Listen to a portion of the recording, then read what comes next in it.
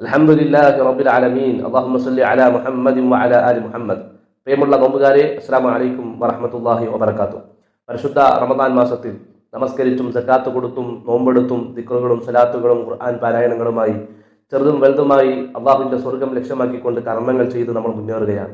നമ്മുടെ എല്ലാ കർമ്മങ്ങളും അള്ളാഹു കബൂൽ ചെയ്ത് നാളെ ഹബീബ് റസൂലുള്ളാഹി സ്വല്ലല്ലാഹു അലൈഹി വസല്ലമയുടെ ചാരത്ത് എത്തിപ്പെടാനുള്ള തൗഫീഖ് നൽകി അള്ളാഹു നമ്മളെല്ലാം അനുഗ്രഹിക്കട്ടെ. റസൂൽ സ്വല്ലല്ലാഹു അലൈഹി വസല്ലമയുടെ അടുക്കൽ ഒരു മനുഷ്യൻ വന്നപ്പോൾ അദ്ദേഹത്തോട് പ്രവാചകൻ സല്ലല്ലാഹു അലൈഹി വസല്ലം നൽകിയ ഉപദേശങ്ങൾ ഇപ്രകാരമാണ്: അത്തസ്ബീഹു നിസ്ഫുൽ മീസാൻ വൽഹംദു യംലഉ വത്തക്ബീറു യംലഉ മാ ബൈന അസ്സമാഇ വൽ അർദ് വസ്സൗമു നിസ്ഫു സ്വബ്ർ വത്തുഹൂറു നിസ്ഫുൽ ഈമാൻ. ഇമാം തിർമിദി റഹ്മത്തുള്ളാഹി റിപ്പോർട്ട് ചെയ്ത ഒരു ഹദീസാണ്. ഈ ഹദീസ് നമ്മളെ സംബന്ധിച്ചിടത്തോളം ഒരു സ്പിരിച്വൽ സ്കെയിലാണ്. അതായത് മഹത്തായ ഒരു ആത്മീയ ഒരു തൂക്കം ഉണ്ടാക്കി തരുന്ന 5 കാര്യങ്ങളാണ് റസൂലുള്ളാഹി സ്വല്ലല്ലാഹു അലൈഹി വസല്ലമ വളരെ ഗൗരവമുള്ള വിഷയങ്ങൾ ഈ ഹദീസിലൂടെ നമ്മളെ പഠിപ്പിക്കുന്നത്. അത്തസ്ബീഹു നിസ്ഫുൽ ഈമാൻ. സുബ്ഹാനല്ലാഹ് എന്ന ദിക്ർ നമ്മളൊക്കെ ചെല്ലാറുണ്ട്, പക്ഷെ പലപ്പോഴും അതിന്റെ മഹത്വം നമ്മൾ മനസ്സിലാക്കിയിട്ടില്ല. ആ ദിക്ർ നമ്മൾ ചെല്ലുന്നതോടെ അത് മീസാനിന്റെ പാതിയാണെന്ന്. എന്താ മീസാൻ എന്ന് പറഞ്ഞാൽ വൽ വസ്നു യൗമ ഇദിനിൽ ഹഖ്. സൂറത്ത് അറാഫിൽ അല്ലാഹു സുബ്ഹാനഹു വ തആല പറഞ്ഞല്ലോ, നമ്മുടെ കർമ്മങ്ങൾ തൂക്കി നോക്കുക എന്നുള്ളത് സത്യമായ ഒരു കാര്യമാണ്. നാളെ പരലോകത്ത് നമ്മുടെ അമലുകൾ അല്ലാഹു തൂക്കി നോക്കും. ആ തൂക്കപ്പെടുന്ന ആ തുലാസിനെയാണെന്ന് പറയാ മീസാൻ എന്നതുകൊണ്ട് ഉദ്ദേശിക്കുന്നത്, അല്ലെ? ആ മീസാനിന്റെ പകുതിയാണ്, നിസ്ഫുൽ മീസാൻ ആണ് സുബ്ഹാനല്ലാഹ്, അല്ലെ? സുബ്ഹാനല്ലാഹ്. എന്താ സുബ്ഹാനല്ലാഹ് എന്ന് പറഞ്ഞാൽ നമ്മളൊക്കെ നമ്മുടെ കണ്ണിന് ഇമ്പം ഉണ്ടാക്കുന്ന, നമ്മുടെ മനസ്സിന് കുളിർമ നൽകുന്ന എന്തെങ്കിലും കാഴ്ച നമ്മൾ കണ്ടാൽ നമ്മൾ പറയും സുബ്ഹാനല്ലാഹ് പറയും, അല്ലെ? അള്ളാഹുവിന്റെ എല്ലാ കുറവുകളിൽ നിന്നും പൂർണ്ണമായിട്ട് വിമുക്തനാക്കാണ് ആ ഒരു ദിക്ർ നമ്മൾ ചൊല്ലുന്നതിലൂടെ. ചെറിയൊരു വാക്കാണ്, പക്ഷേ അതിന്റെ ഭാരം അത് വലുതാണ്. ഒരു മനുഷ്യൻ, നമ്മളെ സംബന്ധിച്ചിടത്തോളം നമ്മൾ ആലോചിക്കുക, അധികമൊന്നും കർമ്മങ്ങളൊന്നും നമ്മുടെ ജീവിതത്തിലില്ല. സഹാബത്തിന്റെ ഒക്കെ ജീവിതം, മുൻഗാമികളുടെ ഒക്കെ ജീവിതം നമ്മൾ പരിശോധിച്ചു കഴിഞ്ഞാൽ നമ്മുടെ ജീവിതത്തിലൊന്നും അധികം അമലുകളൊന്നുമില്ല, അല്ലെ? പക്ഷേ ഹൃദയ സമാധാനത്തോടെ ഹൃദയത്തിൽ തട്ടിയിട്ട് സുബ്ഹാനല്ലാഹ് സുബ്ഹാനല്ലാഹ് സുബ്ഹാനല്ലാഹ് അത് നമ്മൾ ഇങ്ങനെ പറഞ്ഞുകൊണ്ടിരിക്കുമ്പോണ്ടല്ലോ, അതിന്റെ തൂക്കം എന്ന് പറഞ്ഞാൽ നിസ്ഫുൽ മീസാൻ, മീസാനിന്റെ പകുതി വരെ നിറയ്ക്കാൻ ആ ദിക്ർ മതി എന്നാണ് ഖാല റസൂലുള്ളാഹി സ്വല്ലല്ലാഹു അലൈഹി വസല്ലം. അതുകൊണ്ട് എല്ലാവരും ദിക്ർ ജീവിതത്തിൽ ഉണ്ടാക്കണം. സുബ്ഹാനല്ലാഹ്. രണ്ടാമത്തെ വിഷയം വൽഹംദു യംലഉ. അതോടൊപ്പം നമ്മളിൽ അൽഹംദുലില്ലാഹ് ഉണ്ടെങ്കിൽ അതെന്ത് ചെയ്യും? അൽഹംദുലില്ലാഹ് അതിനെ നിറയ്ക്കുമെന്നാണ് ഖാല റസൂലുള്ളാഹി സ്വല്ലല്ലാഹു അലൈഹി വസല്ലം. മീസാനിനെ നിറയ്ക്കും. സുബ്ഹാനല്ലാഹ് ചൊല്ലിക്കഴിഞ്ഞാൽ അത് പകുതി, അൽഹംദുലില്ലാഹ് പറയുന്നതോടുകൂടി അതിനെ നിറയ്ക്കും, അല്ലെ? എല്ലാ നന്മകളും അൽഹംദുലില്ലാഹ്. വെള്ളം കുടിച്ചാൽ അൽഹംദുലില്ലാഹ്, ഭക്ഷണം കഴിച്ചാൽ അൽഹംദുലില്ലാഹ്. അതുപോലെ തന്നെ എന്ത് നന്മകൾ നമുക്ക് ലഭിച്ചാലും അനുഗ്രഹം ലഭിച്ചാലും അള്ളാഹുവിന് നമ്മൾ ശുക്ർ പറയുന്ന ഒരു വചനമാണ് അൽഹംദുലില്ലാഹ്.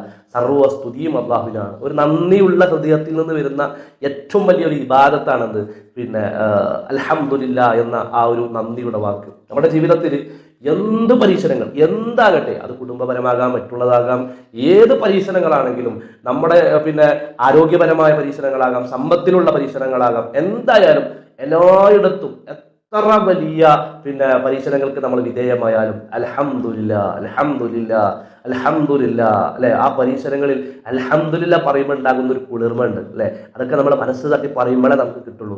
അത് നമ്മുടെ മീസാനിനെ നിറയ്ക്കുമെന്നാണ് ഖാല റസൂലുള്ളാഹി സ്വല്ലല്ലാഹു അലൈഹി വസല്ലം. മൂന്നാമത് റസൂൽ അവർ പഠിപ്പിച്ചത് വത്തക്ബീറു യംലഉ മാ ബൈന അസ്സമാഇ വൽ അർദ്.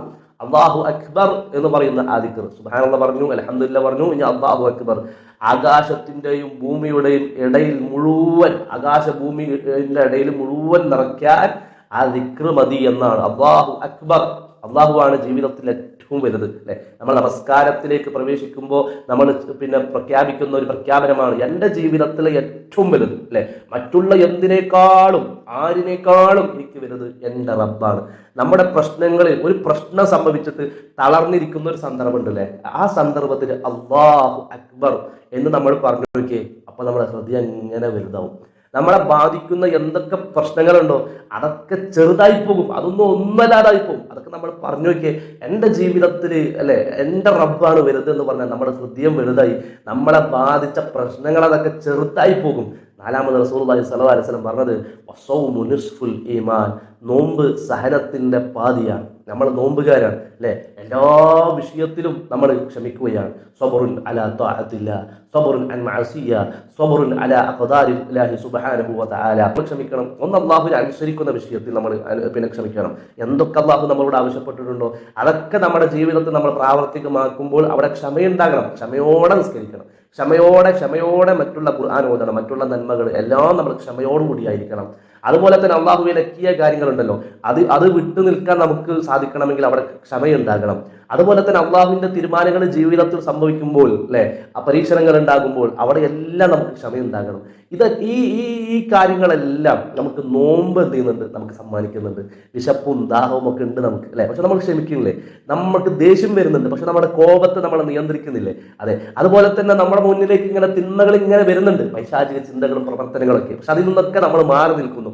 അള്ളാഹുവിന്റെ വിധിയിൽ സംതൃപ്തിയുള്ള ഒരു നോമ്പുകാരനായി നമ്മൾ ജീവിക്കുന്നു.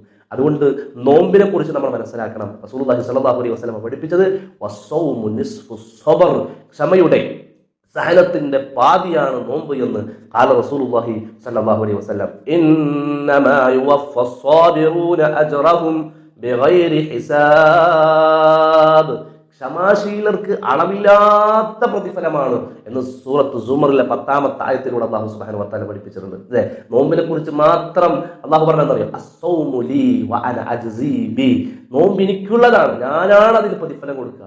മറ്റുള്ള കർമ്മങ്ങൾക്കൊക്കെ പ്രതിഫലം പറഞ്ഞപ്പോൾ നോമ്പിന്റെ പ്രതിഫലം മാത്രം പറഞ്ഞിട്ടില്ല. അതുപോലെ തന്നെ നോമ്പ് എനിക്കുള്ളതാണെന്ന് പ്രത്യേകം എടുത്തു പറയാനുള്ള കാരണം എന്താണ്? നോമ്പ് വസ്സൗമു നിസ്ഫു സ്വബർ, നമ്മുടെ ജീവിതത്തിലെ ക്ഷമയുടെ പാതിയാണ് നോമ്പ്. വത്തുഹൂറു നിസ്ഫുൽ ഈമാൻ, ശുദ്ധി ഈമാനിന്റെ പകുതിയാണ് എന്ന് റസൂലുള്ളാഹി സ്വല്ലല്ലാഹു അലൈഹി വസല്ലം. അല്ലെ, നമുക്ക് വുദു എടുത്തും അതുപോലെ തന്നെ നമ്മുടെ വലിയ ശുദ്ധിയായാൽ നമ്മൾ കുളിച്ചും ചെറിയ ശുദ്ധിയായാൽ വുദു എടുത്തുമൊക്കെ നമ്മൾ ശുചിത്വം ഉണ്ടാകാറുണ്ട്. ഇതുപോലെ തന്നെ ശരീരവും ഹൃദയവും ഒക്കെ നമ്മൾ ശുദ്ധിയാക്കാറുണ്ട്. ഇവിടെ നമ്മൾ മനസ്സിലാക്കേണ്ടത്, നമ്മുടെ ശരീര ശുദ്ധി ഇല്ലെങ്കിൽ നമുക്ക് നമസ്കാരം ഇല്ല, നമസ്കാരമില്ലെങ്കിൽ നമ്മുടെ ഈമാൻ അത് ദുർബലമാകും. അതുകൊണ്ട് ശുദ്ധി അത് ഈമാനിന്റെ പാതിയാണ്. അത് എപ്പോഴും വൃത്തിയും വെടുപ്പും എപ്പോഴും നമ്മുടെ ജീവിതത്തിൽ ഉണ്ടാകേണ്ടതുണ്ട്. അതുകൊണ്ട് ഇന്നത്തെ ഹദീസ് നമുക്ക് നൽകുന്ന പാഠം, നമ്മുടെ നാവിനെ നമ്മൾ എപ്പോഴും സംരക്ഷിക്കുക, ദിക്റുകൾ നമ്മൾ വർദ്ധിപ്പിക്കുക, അനാവശ്യമായ സംസാരങ്ങൾ ഒക്കെ നമ്മൾ ഒഴിവാക്കുക. റമദാനിലും അല്ലാത്ത കാലഘട്ടത്തിലും ഈ ഒരു നോമ്പിലൂടെ നമ്മൾ ക്ഷമിക്കുന്ന സഹിക്കുന്ന ആളുകളായിട്ട് നമ്മൾ മാറുക, എപ്പോഴും വൃത്തിയും വെടുപ്പുമുള്ള ശുദ്ധിയുള്ള ആളുകളായിട്ട് മാറുക. അള്ളാഹു നമ്മളെ അനുഗ്രഹിക്കട്ടെ.